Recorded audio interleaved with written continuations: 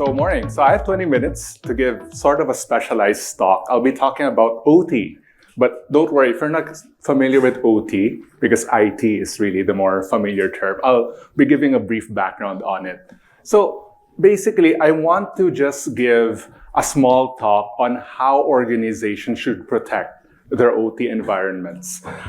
You might be thinking right now, what's OT? I only know about IT. Well, I'm here to tell you guys that you might already have an OT environment or something close to it. Or you might be having an organization who's moving into an OT environment. So maybe it's good to give a first definition of what OT is. So basically, any computer system that physically modifies an environment, that's OT, right? So we're used to IT being just bits and bytes, API calls, queries and answers, but OT actually affects something physically. So you have your obvious examples like car manufacturing, like you see in the picture, power plants, water supplies. So us here in Red Rock, we are basically known for doing incident response. Okay, we handle an average of 5 major cybersecurity incidents at any given time. That's how much we do incidents. Most of these you don't see in the news. I guess maybe around 1 of every 10 or actually 15 cases we handle actually ends up in the news. So there's a large series of battles that constantly happen that's not reported. And I would like to share to you guys that the biggest incident we've ever handled was when critical OT infrastructure of the Philippines was compromised by Russian and Chinese threat agents. All branches throughout the Philippines, their OT environment was infiltrated. So we led a large group of several local and foreign vendors. We were at the forefront of leading that incident response. This was critical infrastructure. Okay? The sort of infrastructure where when it's down, the whole country will notice. And this never reached the news, right? So that's what I want to paint. It's more relevant than we think, and it's more vulnerable than we think it is. Okay, I'm not sure about the industries of you guys, but again, it's not just critical infrastructure like water, like power, creating medicines, plants that create medicines. That could be applicable as well for your industry. Okay, so maybe more context that I'd like to give. So you have OT. What you might not be totally familiar yet with is what's under OT. So there are terms you probably heard like ICS, Industrial Control System. So these are the actual platforms that we use under OT. There are terms such as SCADA systems. So these are the platforms that control the PLCs, which is right here. So you could think of PLCs as the nodes that monitor or actually do the physical changes to a plant on an environment. And you have a lot of that. And then you have a SCADA system that controls all of that. Okay? So that's basically what OT is. So now that we've gotten the terms out, maybe I want to point out this huge difference in the approach of protecting IT and OT. I'm assuming most of you guys are in IT. You're probably familiar with the term, the acronym CIA, right? Confidentiality, integrity, and availability. And in IT systems, we balance them out equally, all right? In fact, I would say that we're mostly concerned with confidentiality and integrity most of the while. In OT, it's a bit different. It's availability at all costs. Why? Because these are critical systems. Safety is involved as well. I mean, it's okay it's not as bad if you're hacked or compromised than it is for power systems to be down across the country. So it's really availability at all costs. Another difference is that IT incidents are quite well known, all right? We've never published, or all the OT-related incidents that we did, those were never out in the news. You never saw them in the newspapers, no matter how big they were. underneath the surface. So OT, they're rarely reported. Okay. Now, scanning. So we're all familiar with vulnerability scanning, you know, the Qualys and whatnot. Now, what I want to share to you is that you can't even do that as much in an OT system. Because what does scanning for vulnerabilities actually do? It's trying to test if it could break the system. You don't want to do that in a critical system, right? Okay, so that's the thing. So we're limited to even that basic activity such as scanning. Even encryption, we use that a lot, right? To protect our IT networks. Well, visibility is paramount in OT systems. Encryption works more against us rather than for us.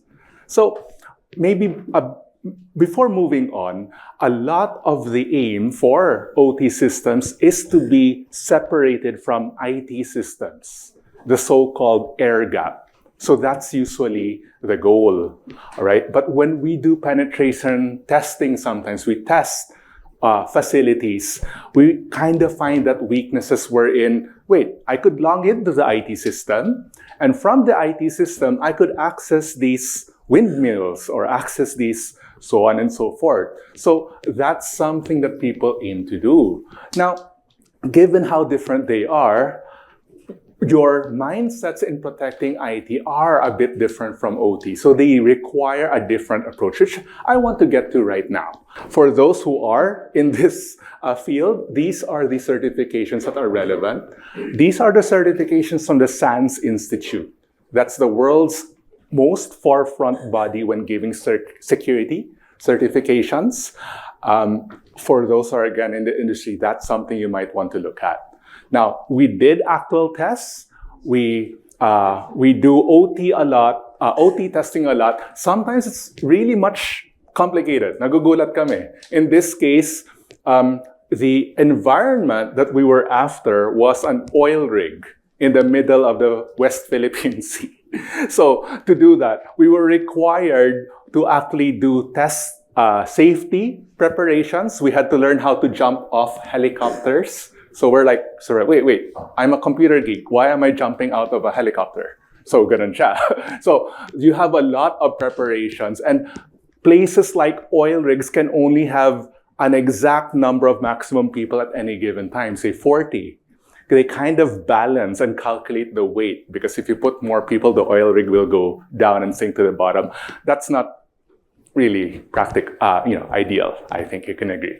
So not only the oil rigs, but remote areas in the Philippines were suddenly out in the middle of nowhere. You have this huge OT installation related to power.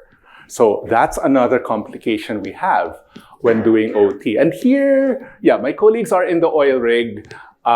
We did get permission to use this picture. Okay. That guy there is right there in the back.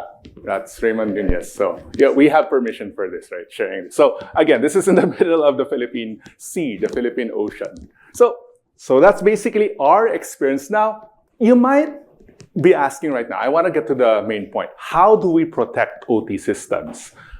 Us here in Red Rock, we're very used to using this framework for IT systems, the 18 critical controls. So I give full lectures on what this is, but I'm not going to do that now. The bottom line here is that you have 18 controls wherein if you all follow for IT systems, the thinking is that you could mitigate 96% of all known attacks. Okay? I love this because this is very practical. Yes, you have your NIST, CSF, Cybersecurity Framework. You have your ISO 27001, but those are more tuned for an auditor's point of view. This was created and is practiced by actual IT security professionals. It's more actionable, all right, rather than for auditing. So, for the longest time, we wanted something similar to OT. And in 2022, something came up. It was written by Robert M. Lee and Tim Conway. So Robert M. Lee, he's practically someone I look up to a lot. He's the co-founder of Dragos. It's an OT security company. He's a SANS instructor. instructor, again, one of the best institute for IT security training, they released a paper in 2022 giving 5 critical ICS controls. You have your ICS incident response plan. That's a bit different. You have your defensible architecture, visibility and monitoring, securing all remote access, and doing risk-based vulnerability management. So again, it was written by Robert M. Lee. Tim Conway is the technical director of ICS training in the SANS Institute. So if there are 2 people who I would say is in the best position to tell us how to protect your OT systems, it's these 2. So I encourage you guys I think this will be shared, but I encourage you guys to use those resources because these are the resources to the actual white paper. And then I have a link as well to a great live talk that was conducted last year by Robert Lee himself. Okay? So Robert Lee, he's the guy that people around the world call if there are the highest levels of ICS or OT compromises. So let's see what he has to say. 5 things. All right? So first, your incident response plan. So that's similar to your IT incident response plan, but it emphasizes above all else integrity and availability. Again, that's the number one concern if you are into OT systems. You need playbooks, all right? So what are playbooks? These are not guidelines. If your system is hacked, like IT systems, if your IT system is hacked, you want a playbook that kulang na lang, it will take you to take 1 left foot forward, take 1 right foot forward. A playbook tells you exactly what you have to do so you don't have to think. The last thing you want to do if your company has been ransomware is to think. Of course you will think, that's an exaggeration, but you want to just follow instructions. That's even more so for OT because it's very specific. It's even more niche and specific than IT. So you have to get input creating your playbooks from the people on the ground. They are the ones who have that special insight that, oh, this system, it only talks using Modbus or BACnet to this system, etc. So those are very OT-specific terms, okay? So very specific scenarios. And one more complication, you have to take into consideration that this will happen in the middle of the ocean. This will happen in a place that takes a 4-hour drive to get into. Those are the scenarios that complicate things when you're into OT. So you have these scenarios, which I probably skip the first 2 in the interest of time. But the third, if tabletop exercises are important for IT, even more so for OT. It's very contextualized to specific locations and branches, okay? For example, again, that oil rig. And quickly before we go to the second control, I'm not sure if you all are familiar with the 6 phases of incident response, right? That's preparation, identification, containment, you stop the attacker from moving. Eradication, you stop the attacker from moving. Now you take everything related to the attacker out. You recover your services now that you've cleaned everything up, and then you learn your lessons. Good news is that that's exactly the same thing for OT, so no worries there, okay? Second control, we need a defensible architecture, and in the context of OT, this is what it means. Remember, and this is true for all OT incidents we've handled, they were compromised from an IT compromise. So the term there is pivoting. This statistic they gave out where 40% of all ICS compromises comes from the IT business network. Apparently this is worldwide, but in our experience, it's always from the IT network, okay? So second bullet, you typically need that air gap, that DMZ. Sometimes, especially now for the newer systems, it's very difficult to completely achieve that isolation. A lot of our people we work with claim, they say, oh, Red Rock, you won't find anything. They're not connected at all. But then we find out there's this one remaining thing that's not visible to them. That's what we exploited and we pivoted into the OT network. And it's understandable. Come on, you have lots of branches around the Philippines. Are you telling me you're that sure there's no way to pivot from IT to OT? So, next, that leads us to the next, visibility, all right? If we can't protect anything, at the very least, if some compromise happens, if some cross-transfer happens from IT to OT, then we should know like that, like ASAP. That's what visibility and monitoring here means. Now, it's much more complicated than IT because you have to understand how your ICS systems talk. If you guys are not familiar with ICS systems, there's so many protocols. There's Modbus, BACnet, but you get the idea. And you have to figure out which systems use which protocol and which commands are used for those protocols. You have to understand what's normally used to be able to understand what shouldn't, what is abnormal, what is a potential threat. So that's not cheap, but I could share to you that one way to justify its spending is the third bullet. It actually helps safety. Having all that visibility that actually is monitoring. That's not exactly, just IT security. I mean, that's gonna tell us if our power plant has dangerous temperatures and whatnot. So that's visibility. Other major concerns for visibility is the correct topology. I'll go into remote connections in a bit, but I did mention the third bullet that we have to be familiar what are the exact ICS commands, okay, that are being used. Fourth, second to the last, but before that, I can't help but show this. You might be familiar with the MITRE ATT&CK framework. These consist of tactics, which from left to right, starting with initial access, execution, it paints the attack chain of an attacker. They start from left. And if you go to the very right, it says impact. That's ransomware. So that's usually where they end. All right? So this is specific for ICS systems. Usually you have this for IT systems, but you have specific tactics and techniques under that for ICS systems. That, like initial access, there's one technique there, I can't see, but phishing should be there. Yeah, okay. So your goal is to create detection rules for your your potential most devastating use cases.